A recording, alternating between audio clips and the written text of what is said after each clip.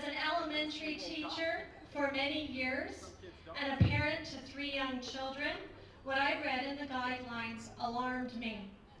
I started writing a blog called Informed Albertans and began networking with thousands of people across the province, and have spent every day since then focused on spreading awareness on this issue. Let me assure you that Bill 10 and the guidelines for best practices go far beyond bathrooms, anti-bullying, safe and caring schools, and accommodations for some vulnerable students. In fact, as a teacher, a parent, a citizen, and a reasonable, rational human being, I know that if it was just about protection of vulnerable kids, we could have solved this whole issue a long time ago.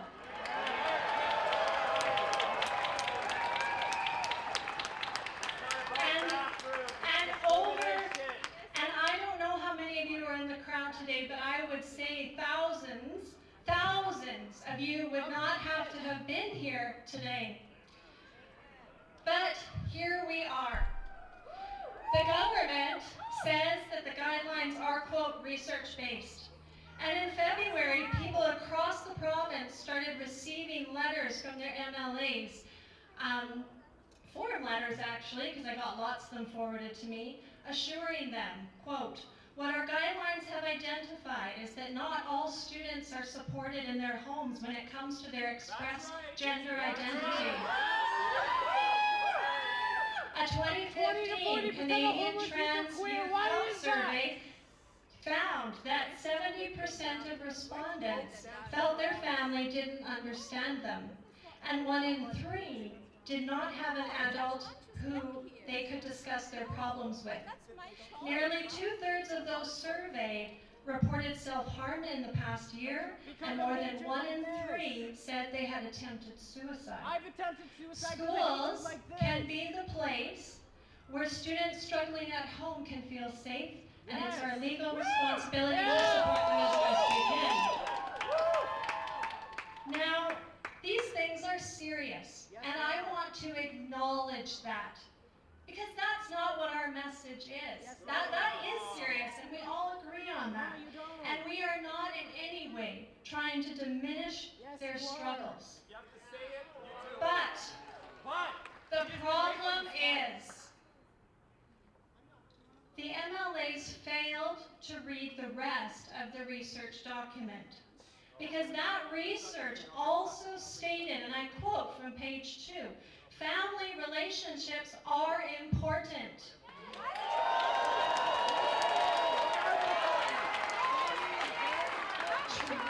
Trans youth generally reported feelings that their parents cared about them. And when youth had high levels of parent support and family connectedness, they reported much better health. And as the first key recommendation in that document, number 1, support for families of trans youth. Families are the key source of support.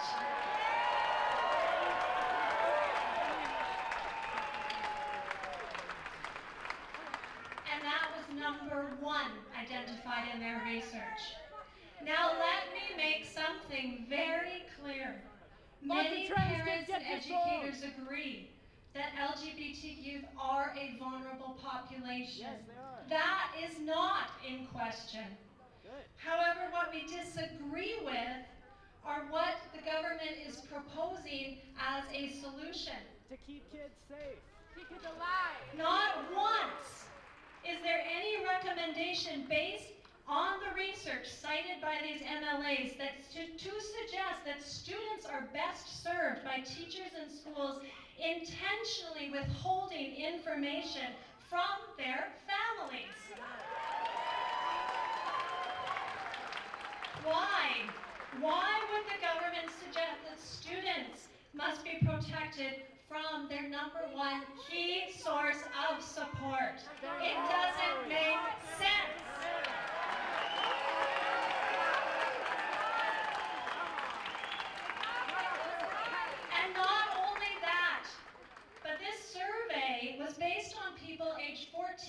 2025.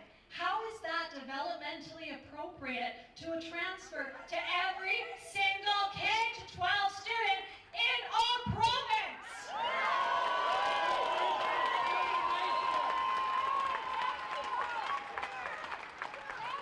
Maybe you should actually talk to trans people. Our government is That's basing what their you like. conclusions and defending their Stop making conclusions assumptions. on the basis of research data that is out of context and is feeding widespread public misperception that schools somehow have to protect their children from their parents.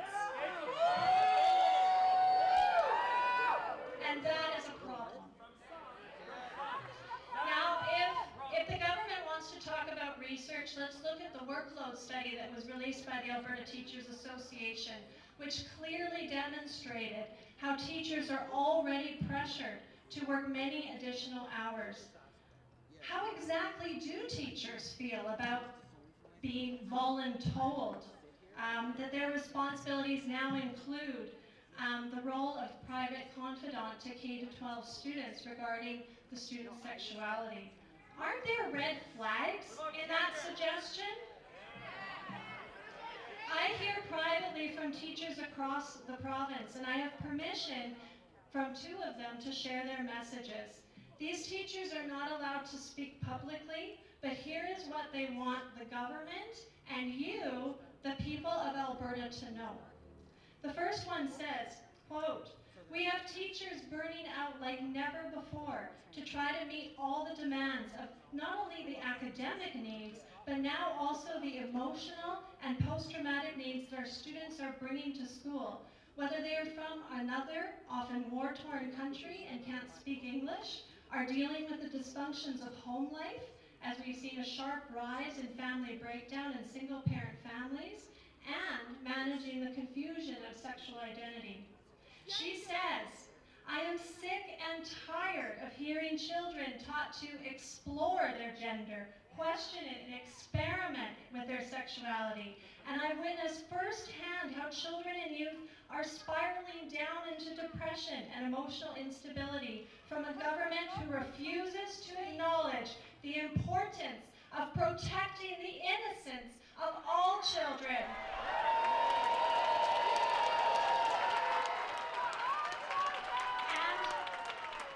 And instead expose them to lifestyles that kids are not emotionally ready to talk about, never mind process internally.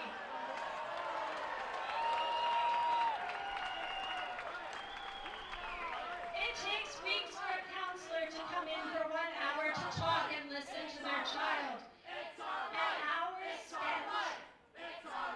hour spent as a teacher trying to support the emotional well-being of individual students has skyrocketed. We've had to take on the role of being a psychologist and spend hours typing log notes. There is so much, end quote, there is so much on teachers' plates already. And here are the words of another teacher. She says, let's say a teacher encounters a child struggling with their gender identity. Should they, 1, speak with the parents and refer the child and the family to a professional counselor with experience and credentials? Or 2, set up the child with a random adult who may possibly have an agenda but no professional credentials in a club and do so without informing the parent. David Agan, she continues, she says, David Agan says his guidelines will save lives. I say that, well, she says that his guidelines will anger parents and undermine democracy.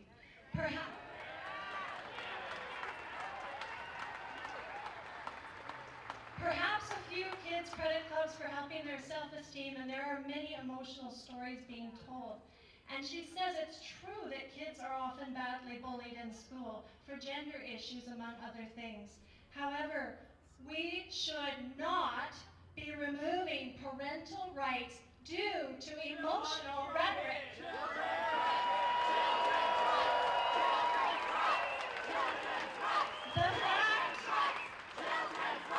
The fact remains, and we would ask people to please respect the speakers who are speaking at the microphone know?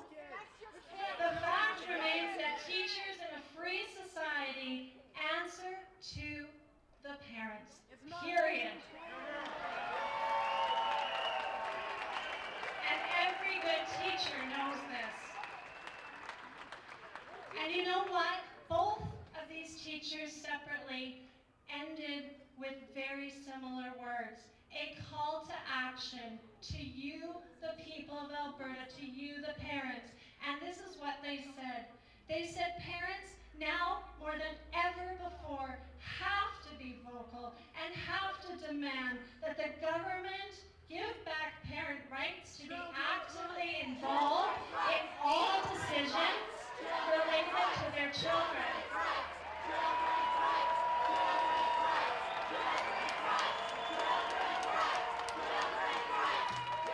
But parents must also take action to be advocates and support the well-being of their children instead of leaving it up to the teachers and administrators, end quote. So parents and people of Alberta, it is up to us. We must speak out on behalf of our children, our families, and our teachers across this province. So answer me. Let's shout this message loud and clear. Who do you think should parent your child? The government? Your child's teacher? Or the parents?